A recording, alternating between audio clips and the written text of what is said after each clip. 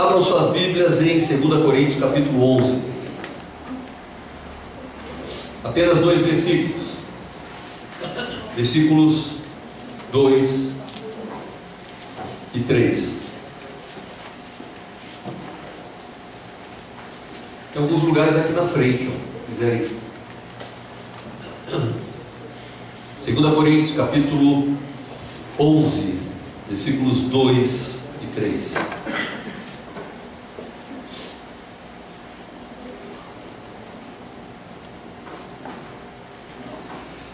A palavra de Deus diz assim: porque estou zeloso de vós, com o zelo de Deus, porque vos tenho preparado para vos apresentar como uma virgem pura a um marido, a saber, a Cristo. Mas temo que, assim como a serpente enganou Eva com a sua astúcia, assim também sejam de alguma sorte corrompidos os vossos sentidos e se apartem da simplicidade que há em Cristo.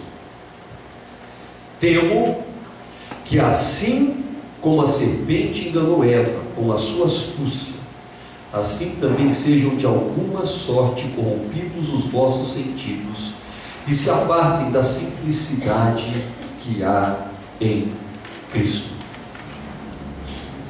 Meus irmãos, estamos perdendo a simplicidade.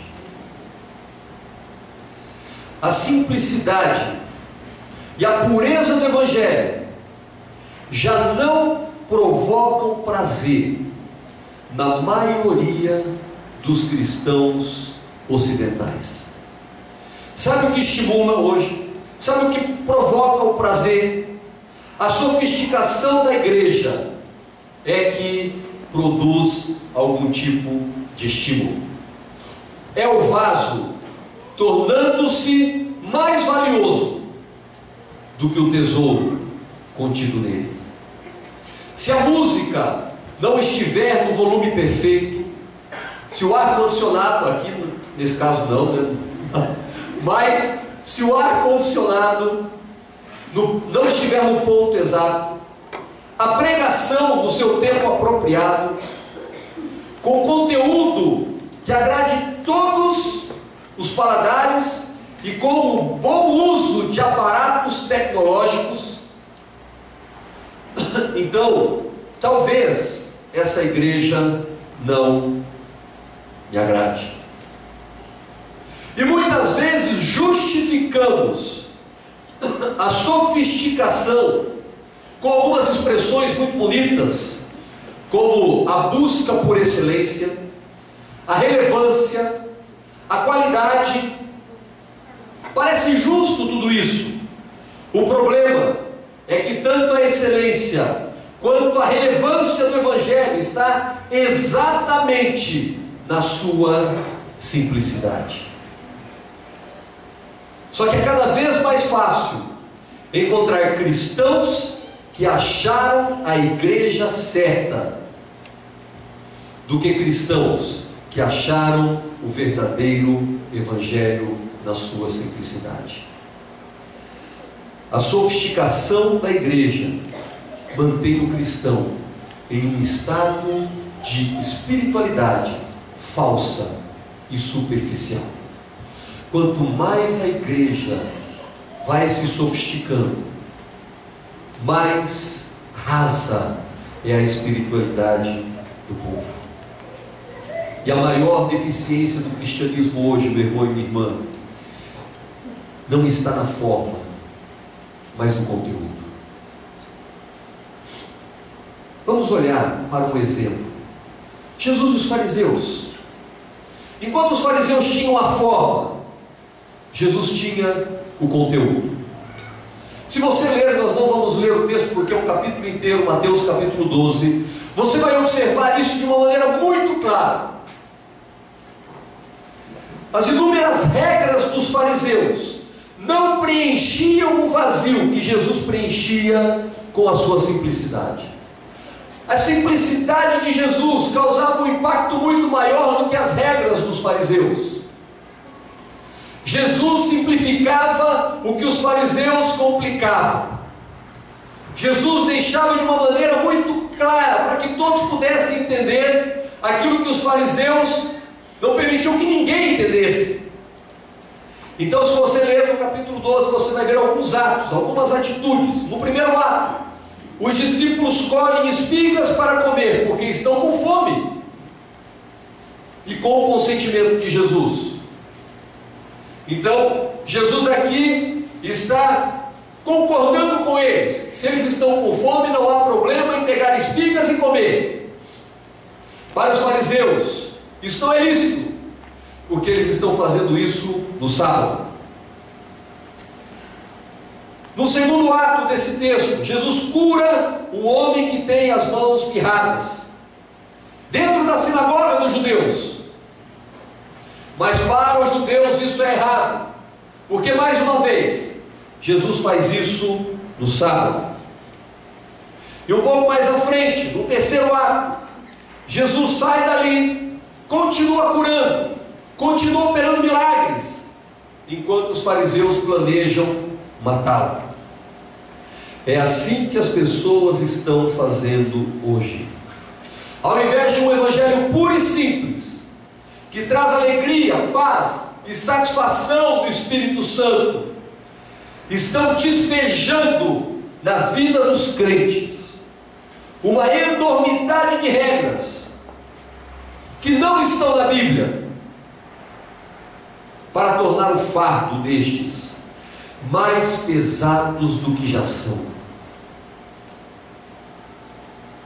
Ou seja, toda tentativa de sofisticar a igreja não tem trazido alívio, mas tem trazido opressão para os filhos de Deus. E é isso que nós vamos ver nas palavras de Paulo. É isso que nós vamos ver de maneira clara na preocupação de Paulo. A primeira preocupação dele, no versículo 2, ele diz: porque estou zeloso. Eu estou zeloso com o zelo de Deus. Há uma preocupação no coração de Paulo de ser zeloso, como Deus foi zeloso. Isso está no versículo 2. Mas qual o significado da palavra zelo? Zelo, meu irmão e minha irmã, significa cuidar de alguém, ter consideração por uma coisa ou uma pessoa. Ela tem origem do grego e expressa interesse, diligência, uma afeição íntima. Paulo, então, ele tem um cuidado, como o cuidado que Deus tem. E o cuidado que Deus tem é não de oprimir, de sufocar, de frustrar, mas de trazer ânimo, alegria, esperança para o seu povo. E foi isso que Jesus fez. Enquanto as pessoas têm um zelo que oprime e que sufoca, Jesus tem um zelo que cuida. As expressões que nós ouvimos nas igrejas hoje são expressões do tipo, ou os verbos fazer, obedecer, mas não a Deus, aos homens, submeter, entreter, satisfazer, tudo para preencher um vazio emocional do homem, com coisas, sem cuidado com um zelo de uma transformação, de um milagre, de uma mudança. Mas olha só o zelo de Jesus expresso em Isaías capítulo 61, quando ele diz assim: o Espírito de Deus está sobre mim, porque o Senhor me ungiu, primeiro verbo, para pregar boas novas aos mansos. Há uma preocupação em pregar, para que os mansos ouçam a palavra, para que eles sejam transformados. Depois, o segundo verbo, enviou-me a restaurar os contritos de coração. Há um cuidado para que seja restaurados os contritos. O terceiro verbo, proclamar liberdade aos cativos.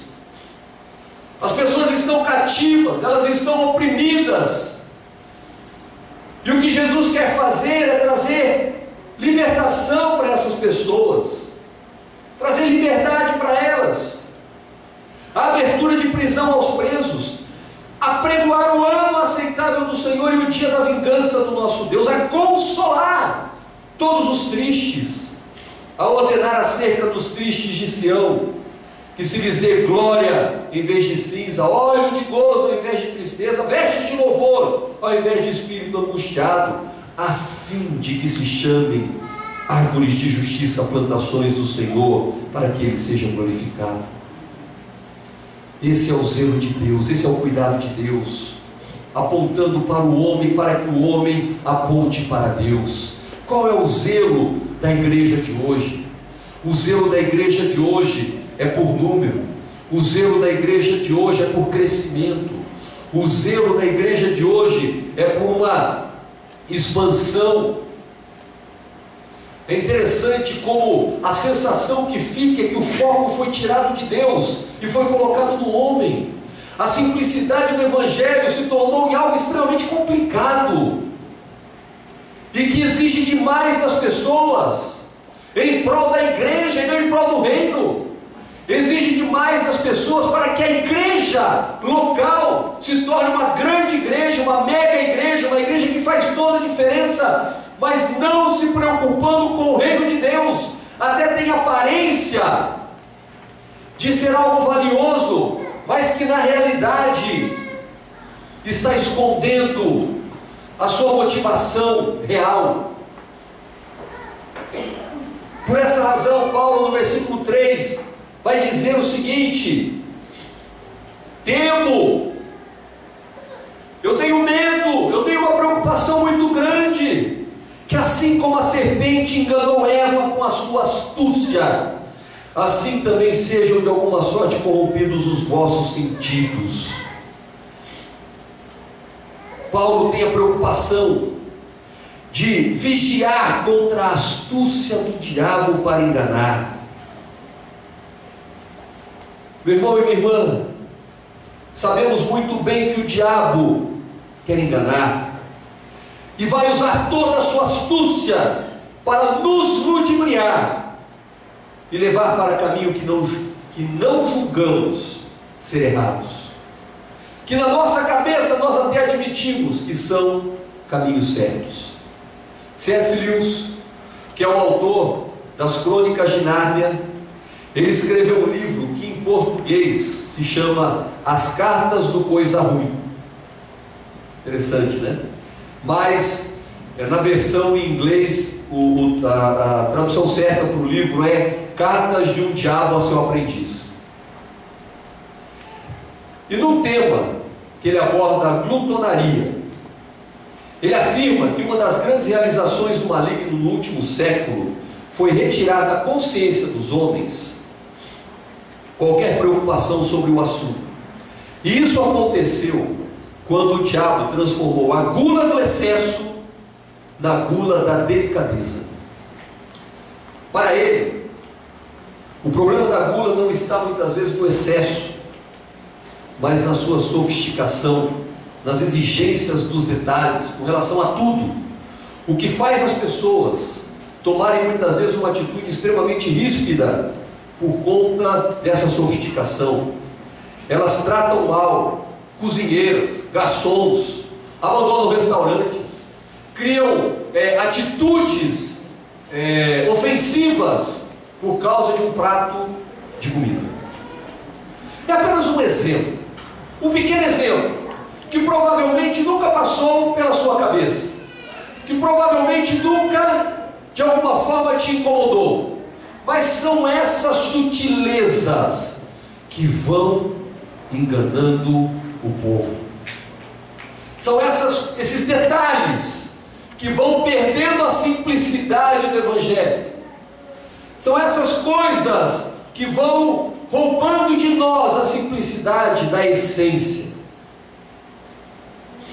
Olha só, uma outra maneira de enganar é usando homens e mulheres de Deus, ou pelo menos se dizem de Deus, e que tem uma fama, muitas vezes até internacional, para levar o povo ao erro.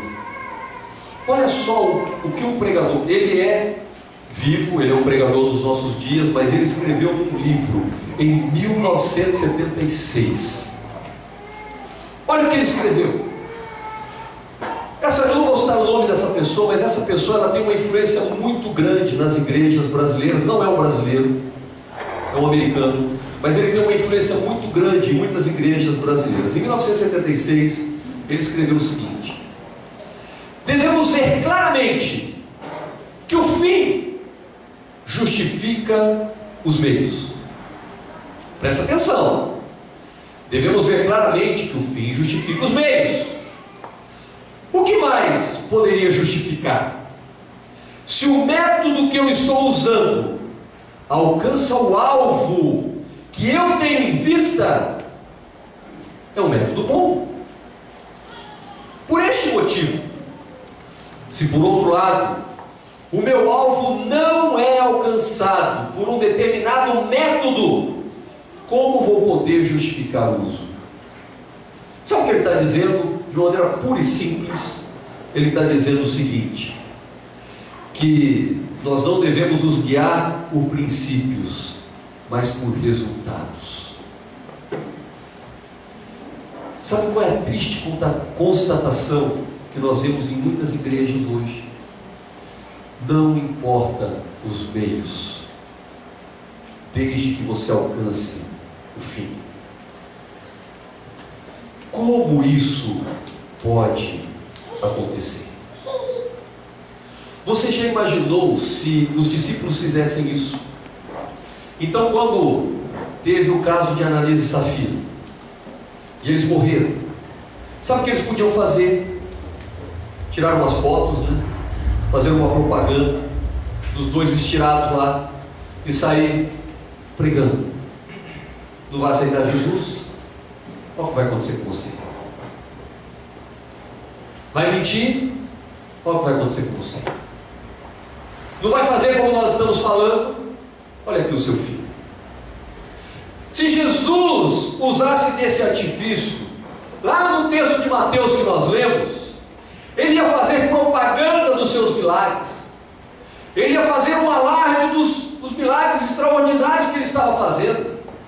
Ele ia fazer uma propaganda sem fim daquilo. Mas olha só o que ele diz e o que Isaías diz a seu respeito no próprio texto. Jesus retirou-se dali e o acompanharam grandes multidões. Ele curou a todos e recomendava-lhes rigorosamente que não o descobrissem, para que se cumprisse o que fora dito pelo profeta Isaías, que diz: eis aqui o meu servo que escolhi, o meu amado, em quem a minha alma se compraz. Porém sobre ele o meu espírito, e anunciará aos gentios o juízo. Não contenderá, nem clamará, nem alguém ouvirá pelas ruas a sua voz. Nem alguém ouvirá pelas ruas a sua voz. Não esmagará a cana quebrada, não apagará o morrão que fumega, até que se faça triunfar o juízo, e no seu nome os gentios esperarão. Sabe o que Isaías diz a respeito de Jesus? Que ele ia se esconder enquanto os milagres aconteciam. Nossa, que similaridade com a igreja de hoje, é impressionante como as pessoas fazem na surdina os seus milagres, como elas evangelizam de maneira discreta, como elas alcançam de uma maneira bem sem chamar a atenção. Quem dera fosse verdade. Quem dera fosse assim. Mas infelizmente, quando acontece um milagre, nós tocamos trombeta, nós espalhamos os 4 ventos. E o que é pior, chamamos a glória disso para nós, porque fui eu que fiz, porque Deus me usou. Nós estávamos comentando na quinta-feira, um professor da faculdade, ele comentou o seguinte: num dia, ele ia pregar no domingo, pela manhã, na escola dominical, mas no sábado, ia ter um evento de cura e milagre. E a divulgação foi assim: grande evento, com curas, milagres, sinais, prodígios, maravilhas. No domingo pela manhã, teremos estudo bíblico. O que vocês acham que aconteceu? Sábado à noite, não cabiam as pessoas no lugar. Estava bufando de gente. E o pastor que ia ministrar estava nesse evento no dia que era de curas e milagres. No outro dia, ele foi daí ministrar na escola dominical. Quantas pessoas você acha que tinha? Você acha que estava bufando a igreja? Você acha que não tinha lugar para as pessoas sentarem? Não.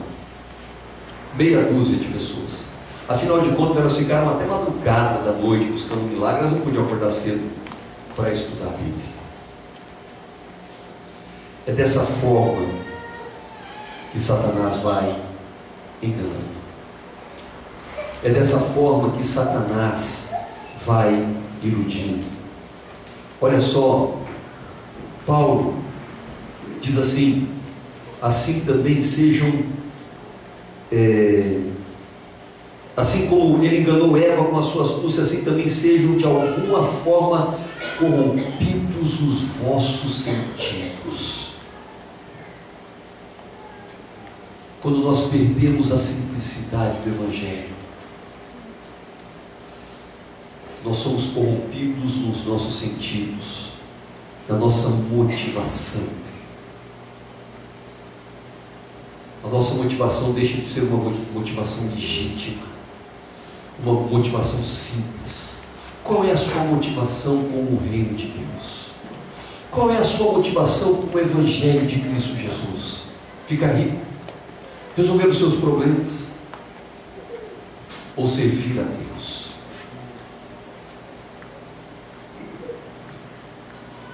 Com esse bombardeio todo que nós temos visto, o que é que o diabo quer?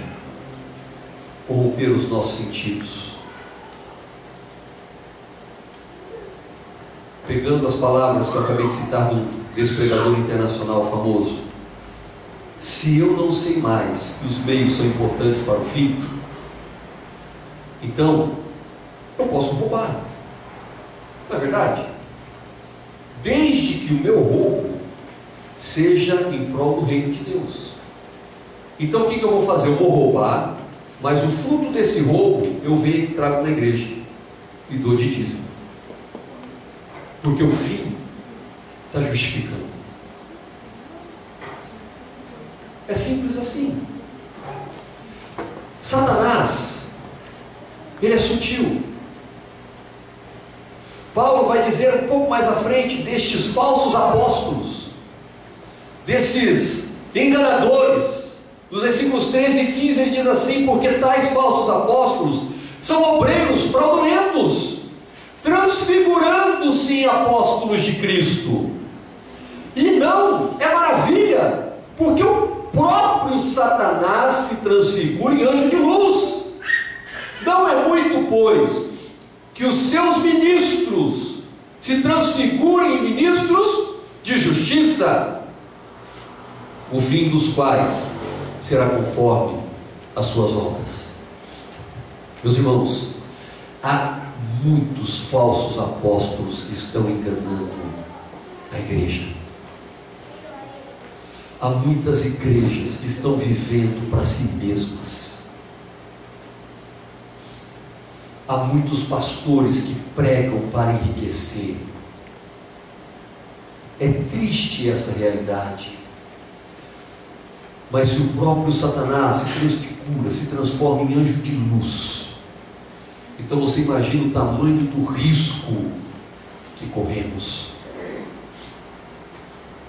São sutilezas, são detalhes, são coisas que antigamente achávamos que era errado e que hoje já passa pelo nosso crivo como sendo certo.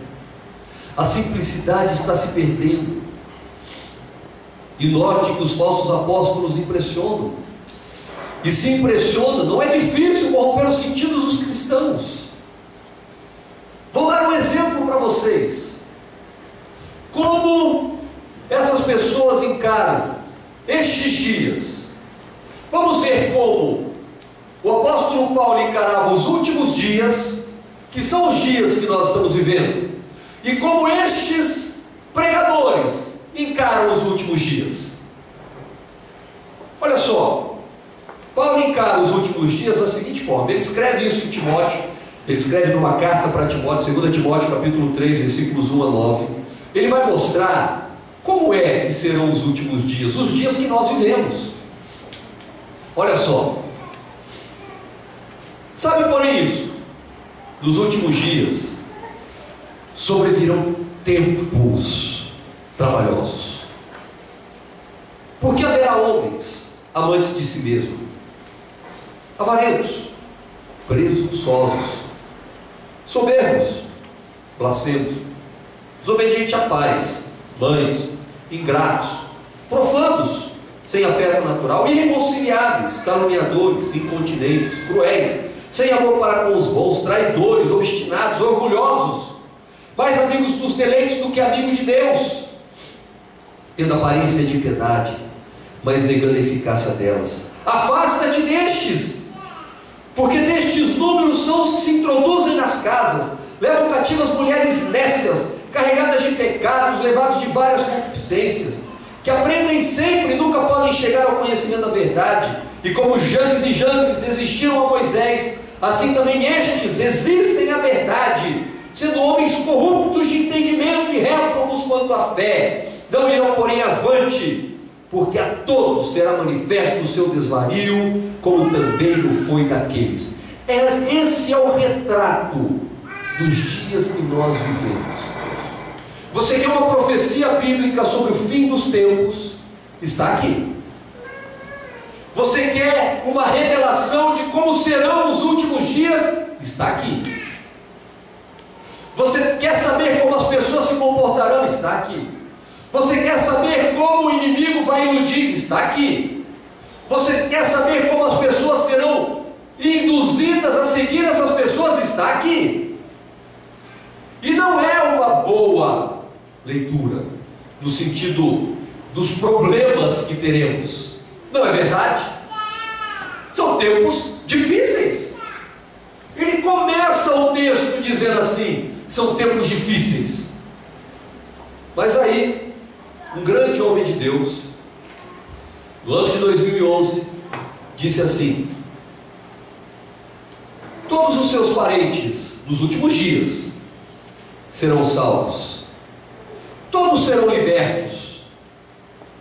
Você será o consolador, que mesmo está promovendo a pessoa a Espírito Santo.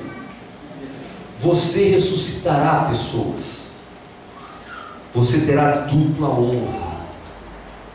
Virá uma unção sobrenatural sobre você. Todos serão curados. Será a maior colheita de todos os tempos e nada lhe destruirá. Meus irmãos, não é isso que a Bíblia diz. As pessoas, elas confundem promessas eternas com promessas terrenas. Neste mundo, nós vamos ter aflições. Neste mundo, o Filho do Homem não tem onde reclinar a cabeça. Neste mundo, nós vamos ter lutas. Sabe por que as pessoas estão chocadas e traumatizadas? Porque elas acreditam nisso. Mas isso não vai acontecer. Como eu disse na última pregação, que profetizaram que Jesus voltaria em 2007, não voltou. Essas coisas não vão acontecer dessa forma. Só que a pessoa acredita nisso e ela se frustra. E o diabo engana essa pessoa. Que diferença da simplicidade do Evangelho, onde o cristão que quer viver piedosamente vai sofrer perseguições, onde os cristãos, saiu uma reportagem, eu não lembro que revista, nunca em toda a história da humanidade tantos cristãos morreram, como nos nossos dias. Deus tem que ser o mesmo Deus para o Ocidente e para o Oriente, mas nós criamos um Deus no Ocidente. O Deus do Ocidente é um Deus que provê todas as necessidades. Um Deus no Ocidente é um Deus que cura todas as enfermidades. O Deus no Ocidente é um Deus que dá muita prosperidade para o seu povo. O Deus no Ocidente restaura todas as famílias da terra. O Deus do Oriente deixa os seus filhos morrerem. O Deus do Oriente não está livrando os seus filhos da morte. O Deus do Ocidente está permitindo que uma arma seja apontada na cabeça de um cristão e disparada. Existem dois deuses. Agora vamos ser honestos. Qual dos extremos está mais próximo da verdade? Será que é o Deus do Ocidente? Será que é a igreja do Ocidente que está mais parecida com a verdadeira igreja que está descrita na palavra de Deus? Ou é o Deus do Oriente, onde nós precisamos, e temos que lembrar várias vezes, que precisamos escrever algumas cartas de ânimo, porque eles estão presos, porque eles estão morrendo, porque eles estão longe de suas famílias, porque eles estão sofrendo hoje, enquanto nós estamos aqui tranquilos, ouvindo a palavra de Deus. Eles estão fugindo, eles estão presos, eles estão morrendo. Mas nós insistimos em acreditar no Deus do Ocidente. Tanto que um outro pregador, muito também famoso, 2013, deu uma outra profecia. Olha só que profecia linda, maravilhosa, aconchegante para o nosso coração. Você não gostaria de ouvir uma palavra como essa? Falando do ano de 2013, 2013 será um ano de grandes recompensas do Senhor. De maneira milagrosa, muitos virão, terrenos, casas, posses, uma explosão de crescimento em seus negócios. E nos empresários que apoiam os ministérios dos seus líderes. E também um ano de um reposicionamento em lugares chaves para muitos profissionais que estão sujeitos às lideranças que Deus está levantando. Que coisa linda! Nós que costumamos orar em empresas, estamos vendo que essa promessa não está se cumprindo muito, porque quem tem negócio nesse ano está penando bastante. Mas as pessoas insistem nisso. Isso não é evangelho, meu irmão e minha irmã. Desculpa a sinceridade, isso não é evangelho. Não é o evangelho que a igreja primitiva ensinou. Não é o evangelho que Jesus ensinou. Não é o evangelho que Paulo ensinou. Por essa razão Paulo tem essa preocupação. Eu temo que assim como a serpente enganou Eva, a serpente enganou Eva ludibriando. Olha, não pense você, Eva, que você vai morrer. Deus está te privando, Deus está te impedindo de ser feliz, Deus está te impedindo de conhecer o bem e o mal. É legal conhecer o bem e o mal, é legal você fazer as coisas que você pode fazer sem ter que dar satisfação para Deus. Você pode mais, você é melhor do que isso. Isso não pode impedir você de ser uma pessoa melhor. Eva, eu fico imaginando se Satanás estivesse enganando hoje Eva. Eva, coma essa fruta que você vai ficar rica, seu negócio vai prosperar. Eva, você está padecendo à toa, que besteira, coma isso aqui, para com isso, esse negócio de ficar sofrendo, esse negócio de ficar é padecer nesse negócio de ficar cheio de restrições, besteira. Come aí dessa fruta, vai. E é esse o temor do apóstolo Paulo, porque assim também sejam de alguma forma corrompidos os vossos sentidos. Esse é o temor. Mas infelizmente estão roubando a verdade da igreja, estão tirando a simplicidade do reino. Vamos voltar a ser simples, meus irmãos. Vamos voltar à simplicidade do Evangelho, à simplicidade de Cristo, pregando, anunciando, proclamando, mas em tudo visando o reino de Deus, visando o reino de Deus, visando as coisas que são eternas, sonhando com as coisas que são eternas, almejando as coisas que são eternas. Nos últimos dias, se não fossem abreviados, até os escolhidos seriam enganados. Essa é a condição que a igreja está vivendo hoje, muito próximo do engano. Precisamos simplificar o Evangelho, precisamos tirar o fardo das pessoas. As pessoas estão carregando um fardo difícil demais. E nós contribuímos em aumentar este fardo, porque não tem lugar mais especial para aumentar fardo do que a igreja, porque a igreja tem aumentado a culpa,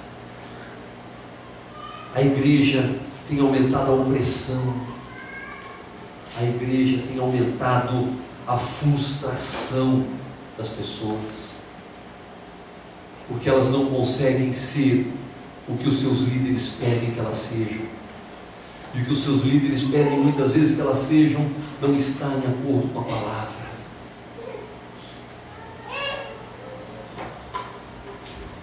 E com isso vai se criando um abismo. Temos que voltar para a simplicidade do Evangelho, temos que voltar para a simplicidade da pregação da palavra, temos que proclamar, temos que falar sobre o pecado, temos que falar sobre o dano que o pecado traz sobre a vida da igreja. Eu falei sobre isso, o Joãozinho falou sobre isso. Isso tem que ser claro na vida das pessoas, porque elas estão confundindo, que elas acham que é pecado, nem é pecado, e o que é pecado de fato elas não estão se incomodando. Há uma troca de valores. Isso tem acabado com os crentes. Por essa razão, já falei isso aqui várias vezes, a religião que mais cresce hoje é os sem religião. É os que até acreditam em Deus, mas não querem saber de uma igreja, porque alguma coisa está errada. Temos que voltar à simplicidade do Evangelho. Temos que voltar à simplicidade da pregação. Temos que ser simples como a pomba, prudentes como a serpente, mas simples como a pomba. Meu irmão e minha irmã, e essa simplicidade, ela foi demonstrada por Jesus. Olha que coisa tremenda. Ele simplificou um ato extraordinário. Ele simplificou o maior evento de toda a história da humanidade. Ele simplificou o maior acontecimento do qual o homem tem notícia em um simbolismo.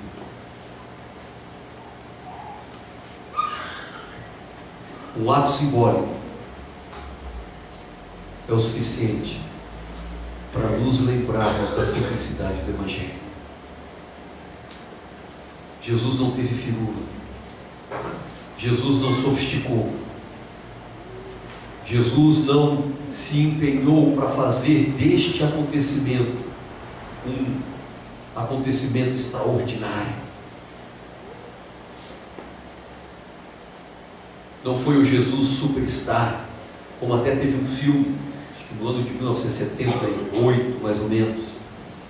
Não foi o Jesus estrela, não foi um Jesus de multidões, foi o Jesus de dores,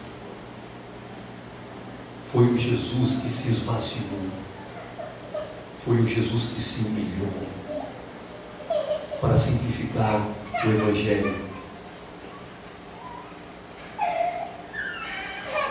para simplificar o Evangelho.